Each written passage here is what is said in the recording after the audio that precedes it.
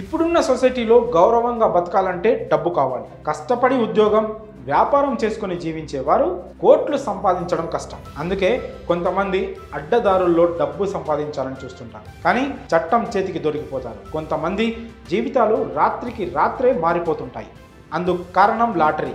తక్కువ సమయంలో లక్షాధికారి, కోటీశ్వరులు కావాలంటే ఒక్క లాటరీతోనే సాధ్యమని చాలామంది నిరూపించారు. అందుకే కొంతమంది తమ సంపాదనలో చాలా వరకు లాటరీల కోసమే వెచ్చిస్తుంటారు.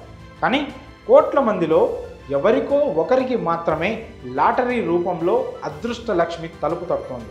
తాజాగా ఓ అజ్ఞాత వ్యక్తి లాటరీ ద్వారా కోట్లకు అధిపతి అయ్యాడు. వివరాల్లోకి వెళితే, క్రిస్మస్ కొత్త సంవత్సరం సందర్భంగా కేరళ లాటరీ డిపార్ట్మెంట్ వారు బంపర్ కేరళ లాటరీ నిర్వహించింది. ఈ క్రమంలోనే విజేతలను ప్రకటించింది. తిరువనంతపురానికి చెందిన లక్ష్మీ లక్కీ సెంటర్ నిర్వాహకులు దురై రాజ్ ఇటీవల క్రిస్మస్ నూతన సంవత్సరాన్ని పురస్కరించుకొని 20 కోట్ల విన్నింగ్ టికెట్ను ఓ వ్యక్తికి అమ్మాడు. అదృష్టం కొద్దీ ఆ నెంబర్కే డ్రాలో జాక్ పాట్ తగిలినట్లు నిర్వాహకులు ప్రకటించారు. కాకపోతే ఆ టికెట్ను ఎవరు కొన్నారన్న విషయంపై ఇంకా స్పష్టత లేదు. ఆ వ్యక్తితో పాటు మరో 20 మంది రెండవ బహుమతిగా ఒక్కొక్కరు ₹1,00,00,000 చొప్పున గెలుచుకున్నారు. మూడవ బహుమతిగా 30 మంది 10 లక్షల చొప్పున గెలుచుకున్నారు.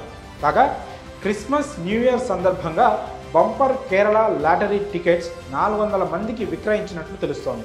దాదాపు 45 లక్షలకు పైగా టికెట్ అమ్మకాలు జరిగినట్లు వార్తలు వస్తున్నాయి. గత ఏడాది కోయంబత్తూర్కు చెందిన గోకులం నటరాజ్ అనే వ్యక్తికి అదృష్టం వరించి 25 కోట్ల బంపర్ లాటరీ తగిలింది. కేరళలో ఓనం సందర్భంగా అక్కడి ప్రభుత్వం తీసిన లాటరీలో టికెట్ నెంబర్ TE230662 కొన్నాడు.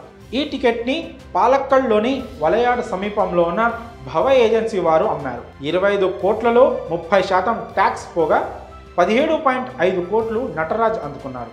ఈ లాటరీలో గెలుచుకున్న ప్రైజ్ మనీ డ్రా తీసిన తర్వాత 30 రోజుల్లోపు క్లెయిమ్ చేసుకోవాల్సి ఉంటుంది.